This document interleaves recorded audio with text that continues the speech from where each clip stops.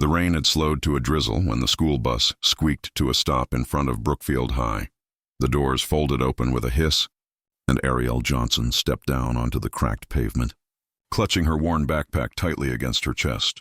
She hated first days. They were always the same: stares, whispers, and the invisible wall that went up the moment people realized she wasn't like them. Brookfield was different from the neighborhoods she had known. The school was large, brick, and old, with banners fluttering from the front columns that read, "Excellence," "Tradition," "Pride." The lawns were neatly trimmed, the parking lot filled with shiny cars, and the students streaming past her wore the kind of confidence that came from knowing they belonged. Ariel didn't, at least not yet.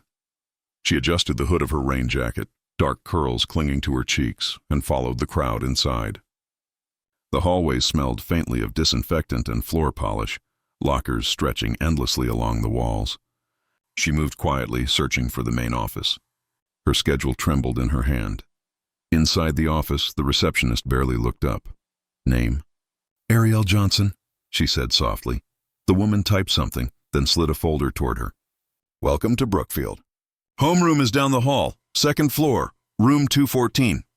Ariel nodded, murmured a thank you, and turned. That's when she heard it. Laughter spilling from the principal's office, door slightly ajar. "If she plays piano, I quit." A booming male voice scoffed, followed by the sound of others chuckling in agreement. Ariel froze. She hadn't caught the beginning of the conversation, but she didn't need to. The sting was immediate, familiar. She had heard variations of that laugh before, sometimes from judges at competitions, sometimes from teachers who didn't believe in her. Always dismissive, always certain that someone like her couldn't possibly be more than average. She clenched the strap of her backpack and forced herself to walk on, ignoring the heat that rose in her chest. Homeroom was noisy, a sea of unfamiliar faces. Conversations paused briefly when she entered, then resumed with the low buzz of curiosity. She slid into a seat at the back. "Hey, new girl." A boy with sandy hair and freckles leaned over. "Where are you from?" "Chicago," she answered. He let out a low whistle. "Big city." His friend smirked, whispering something that made them both laugh. Ariel pretended not to hear. When the teacher, Ms. Rivera, introduced her to the class, Ariel stood reluctantly. "This is Ariel Johnson. Let's make her feel welcome," Ms. Rivera said with a smile. A polite chorus of greetings followed. Ariel sat back down quickly, wishing she could disappear. By lunchtime, the whispers had started. She caught fragments in the cafeteria line. "I heard she plays piano." "No way." Caldwell said if she did, he'd quit. She realized with a jolt that the principal's mocking remark had already made its way through the student grapevine. And now, instead of being just the new girl, she was something else, a dare, a joke, an impossible standard, across campus. Principal Caldwell leaned back in his leather chair, smug satisfaction etched across his face. A broad-shouldered man in his 50s, with thinning hair and a permanent smirk, he thrived on being the loudest voice in the room. "She's just another transfer," he told Vice Principal Harris, who sat stiffly across from him. "These kids come in with stories about how talented they are, how they're prodigies or whatever. 99% of it's hot air. Trust me, if this girl could really play piano the way people are saying, she wouldn't be here at Brookfield High. She'd be on TV." Harris didn't respond, adjusting his glasses nervously. He had heard something in Ariel's voice when she introduced herself that morning, quiet but steady, as though she was holding back more than she let on. But arguing with Caldwell was never worth it. Caldwell chuckled again. "Mark my words, if she actually sits down at that old grand piano and plays anything worth listening to, I'll hand in my resignation." It was meant as a joke. But jokes at Brookfield had a way of sticking. That afternoon, Ariel wandered past the music wing, drawn by instinct more than curiosity. The faint smell of wood polish and sheet music hung in the air. Through a windowed door, she glimpsed a dusty grand piano pushed against the far wall of the practice room.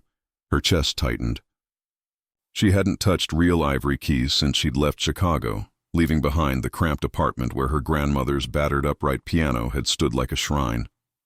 That piano had been her world, her escape, her voice when words failed, but she shook her head, forcing herself to turn away. Playing here, where every note would be judged, where Caldwell's laughter already shadowed her, felt dangerous. She had promised herself she wouldn't draw attention this time. Still, as she walked away, her fingers twitched with longing, silently pressing invisible keys against her thigh. That evening, she sat in her small bedroom at her mother's new townhouse. Boxes still lined the walls unopened. Her mother worked late shifts at the hospital, so the house was quiet except for the hum of rain outside. Ariel opened a notebook filled with scribbled compositions, lines of music scrawled in pencil. She traced them with her eyes, hearing the melodies in her mind. Her grandmother's voice echoed faintly in memory. "Play like you mean it, baby girl. Don't let anyone make you small." She closed the notebook with a sigh. Here at Brookfield, she wasn't ready to be anyone's legend. She just wanted to survive the year without becoming a target. But fate, she knew, had a way of pulling her back to the keys, whether she liked it or not.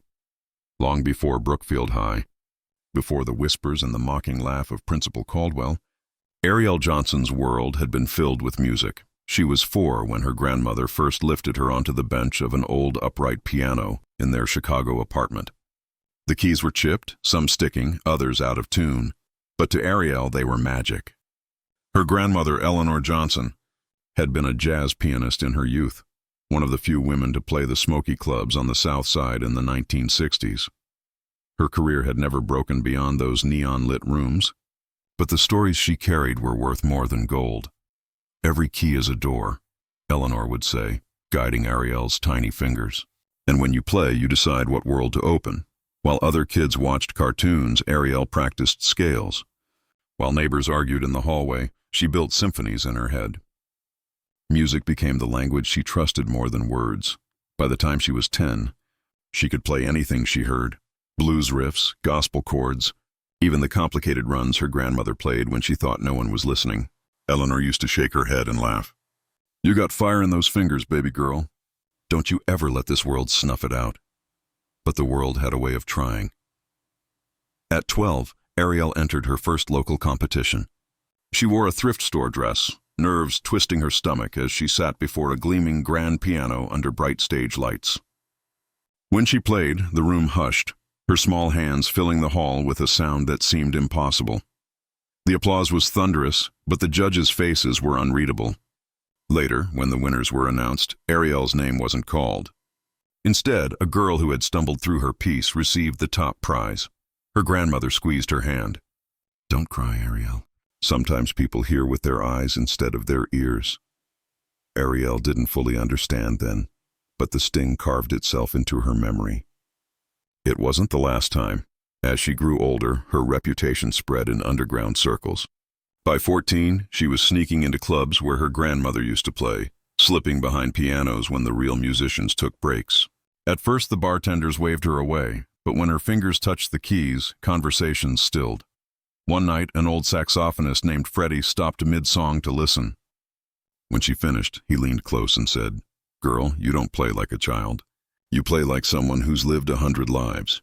Word traveled. Musicians nodded at her with respect. Audiences clapped until their palms were sore. Yet outside those dim clubs, doors remained closed. She was too young, too black, too female. Too many reasons for people not to take her seriously. Then came the hardest blow. Her grandmother, her anchor, fell ill. Music became Ariel's way of fighting the grief, each note a prayer. On quiet nights, she would sit at the old upright, playing lullabies for the woman who had given her everything. "Promise me," Eleanor whispered one evening, her voice weak but steady. "Promise me you'll keep playing. Even when the world laughs, even when it tries to shut you out. You got something in you that don't come around often. You're already a legend, Ariel. You just don't see it yet." A month later, Eleanor was gone. When Ariel and her mother moved to Brookfield for a fresh start, she left the upright piano behind. The apartment felt too empty without her grandmother anyway. Ariel told herself she wouldn't play again, not seriously. It hurt too much, but music had a way of haunting her. Melodies crowded her dreams, rhythms tapped against her desk during class. Even now at Brookfield, with Caldwell's mocking voice echoing in her ears, she knew she couldn't keep it locked away forever. Somewhere deep down, she remembered her grandmother's words. "You're already a legend. She just didn't know that soon. Everyone else would find out too."